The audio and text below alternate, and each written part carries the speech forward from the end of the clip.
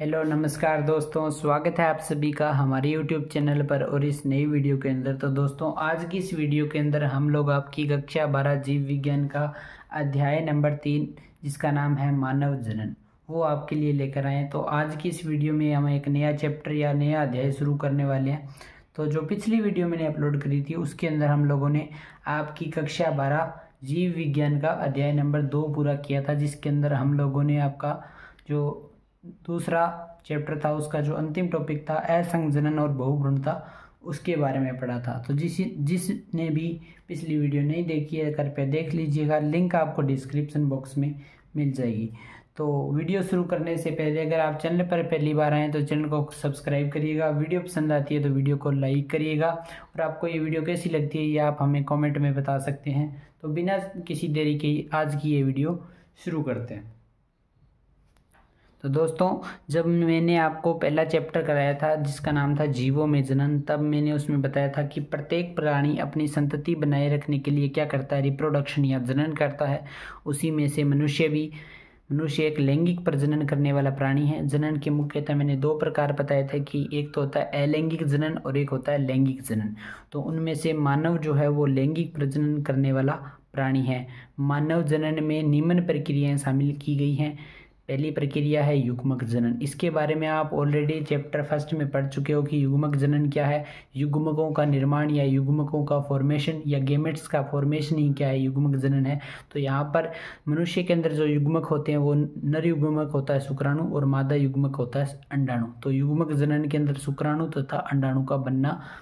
दूसरी प्रोसेस होती है वीर्य सेचन। वीर्य सेचन के अंदर क्या होता है, जो शुक्राणु बने हैं शुक्राणु कहाँ तक पहुँचाए जाते हैं, अंडाणुओं तक पहुँचाए जाते हैं। तो स्त्री जनन पथ में शुक्राणुओं का स्थानांतरण। और तीसरा स्टेप होता है आपका निषेचन। निषेचन क्या होता है, शुक्राणु तथा अंडाणु का संलयन होता है। और इसको जब शुक्राणु तथा अंडाणु का संलयन होता है तो इससे के द्वारा एक द्विगुणित कोशिका बनती है जिसे बोलते हो जाइगोट या युग्मनज। जो जाइगोट या युग्मनज है उसके निर्माण के बाद ब्लास्टोसिस्ट की रचना होती है और ब्लास्टोसिस्ट की रचना और परिवर्धन के बाद ब्लास्टोसिस्ट का गर्भाशय की दीवार से चिपकना या उसका क्या होता है, अंतरोपण होता है। ये प्रोसेस होती है। उसके बाद क्या होता है चलिए देख लेते हैं। उसके बाद होता है भ्रूणीय परिवर्धन और जब अंतिम स्टेज आती है रिप्रोडक्शन की तो शिशु का जन्म या प्रसव होता है। तो हमें कहाँ तक पहुँचना है, युग्मक जनन से लेकर शिशु का जन्म या प्रसव तक की सारी क्रियाएं जो जनन में शामिल होती हैं इन सब के बारे में बात करनी है। तो उन सब के बारे में जानने से पहले हमें पढ़ना होता है पुरुष जनन तंत्र और मादा जनन तंत्र, यानी मेल रिप्रोडक्टिव सिस्टम और फीमेल रिप्रोडक्टिव सिस्टम। तो इनके बारे में आइए चर्चा करते हैं। पुरुष जनन तंत्र या मेल रिप्रोडक्टिव सिस्टम क्या होता है। तो सबसे पहले अगर मैं बात करूं कि इसकी स्थिति क्या होती है तो ये हमारे श्रोणी क्षेत्र या पेल्विस क्षेत्र में स्थित होता है। पुरुष जनन तंत्र में एक जोड़ी वृषण यानी टेस्टिस, सहायक नलिका यानी हेल्पिंग ट्यूब्यूल्स तथा ग्रंथियां यानी ग्लैंड्स होती है। शरीर के बाहर वृषण उदर गुहा के बाहर एक थैलीनुमा संरचना या धानी के रूप में स्थित होते हैं जिन्हें क्या कहते हैं, वृषण कोष कहते हैं। वृषण क्या होते हैं, वृषण कोष में स्थित होते हैं। वृषण कोष में स्थित होते हैं। यह वृषण कोष जो होता है ये वृषण के तापमान को 2 से 2.5 डिग्री कम करता है। कौन, वृषण कोष। ये इसका एक कार्य हो सकता है, आप याद रखना चाहो तो रख सकते हो। अगर मैं बात करूँ वृषण कोष या वृषण की, तो वृषण क्या होता है, वयस्कों में यानी एडल्ट्स में वृषण क्या होता है, अंडाकार होता है।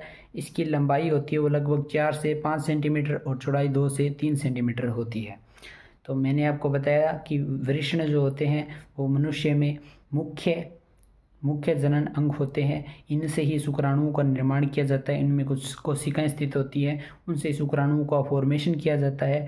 तो ये जो वृषण होते हैं ये कहाँ पर स्थित होते हैं, वृषण कोष के अंदर स्थित होते हैं। और यहाँ पर जो वृषण होते हैं जो अडल्ट्स में इनका आकार कैसा होता है, अंडाकार होता है तथा इनकी लंबाई कितनी होती है, लगभग 4 से 5 सेंटीमीटर और चौड़ाई 2 से 3 सेंटीमीटर होती है। वृषण जो होता है वो एक सघन यानी एक गाढ़े आवरण से क्या रहता है, ढका रहता है। ठीक है।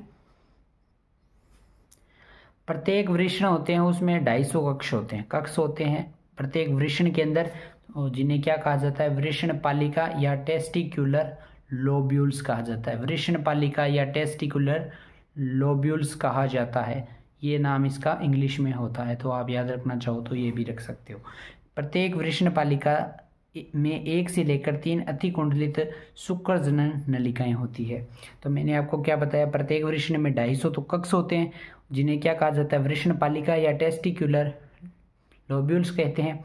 प्रत्येक जो वृषणपालिका होती है या जो टेस्टिकुलर लोब्यूल्स होते हैं उनमें 3 क्या होते हैं, अतिकुंडलित शुक्र जनन नलिकाएं होती है। अब ये शुक्र जनन नलिकाएं क्या करती है, इनमें शुक्राणुओं का निर्माण होता है। तो शुक्र जनन नलिकाएं क्या करती है, स्पर्म या शुक्राणु का फॉर्मेशन करती है। कौन, शुक्र जनन नलिका। उसके बाद शुक्र जनन नलिका के भीतरी भाग में नर जन्म कोशिकाएं या शुक्राणु जन कोशिकाएं, शुक्र जन कोशिकाएं और शुक्राणु जनन कोशिकाएं अलग अलग होती है, आप इन्हें याद रखेंगे।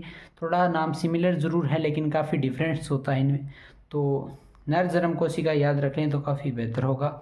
तो शुक्र जनन नलिका के भीतरी भाग में नर जन्म कोशिकाएं होती है तथा सर्टोली कोशिकाएं होती है, सर्टोली कोशिकाएं होती है। तो नर जन्म कोशिकाएं होती है, ये तो क्या कर लेती है, मियोसिस यानी अर्धसूत्री विभाजन, मियोसिस यानी अर्धसूत्री विभाजन के द्वारा क्या करती है, शुक्राणु या स्पर्म का फॉर्मेशन करती है। और वहीं जो सर्टोली कोशिकाएं होती है ये नर जन्म कोशिकाओं को क्या करती है, पोषण प्रदान करती है।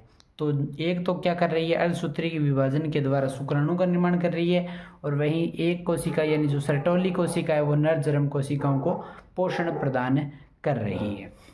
ठीक है, अब आगे बढ़ते हैं। तो शुक्र जनन नलिकाओं के बाहरी क्षेत्र को क्या कहा जाता है, अंतराली अवकाश कहा जाता है। शुक्र जनन नलिकाएं या नर जन्म कोशिका के जो बाहरी अवकाश होता है उसको क्या कहा जाता है, अंतराली अवकाश।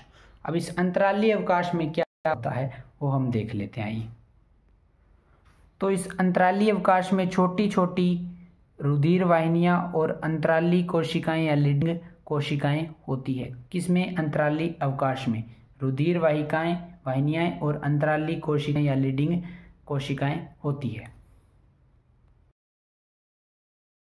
कोशिकाएं होती है जो अंतराली अवकाश में पाई जाती है, वो क्या करती है, एक हार्मोन स्राव करती है जिसका नाम है एंड्रोजन। एंड्रोजन नामक या इसे पूंजन भी कहा जाता है। तो पूंजन या एंड्रोजन नामक हार्मोन स्राव करती कौन, लीडिंग कोशिकाएं स्रावित करती है। अगली है सहायक नलिकाएं। सहायक नलिकाएं के अंदर आती है वृषणजालिकाएं, शुक्रवाहिनी, अधिवृषण तथा शुक्रवाहक आदि होते हैं, जिनके बारे में हम अगली वीडियो के अंदर डिस्कस करेंगे पूरी डिटेल से। अगली वीडियो के अंदर हम लोग मेल रिप्रोडक्टिव सिस्टम को पूरा करेंगे और साथ ही फीमेल रिप्रोडक्टिव सिस्टम को भी पूरा करने की कोशिश करेंगे। अगर आपको ये वीडियो पसंद आई है तो कृपया वीडियो को लाइक करिएगा, चैनल पर पहली बार आए तो चैनल को सब्सक्राइब करिएगा। पिछली वीडियो नहीं देखी तो कृपया देख लीजिएगा, लिंक आपको डिस्क्रिप्शन बॉक्स में मिल जाएगी। तो आज की इस वीडियो में इतना ही, मिलते हैं आपसे अगली वीडियो में, तब तक के लिए जय हिंद, जय भारत।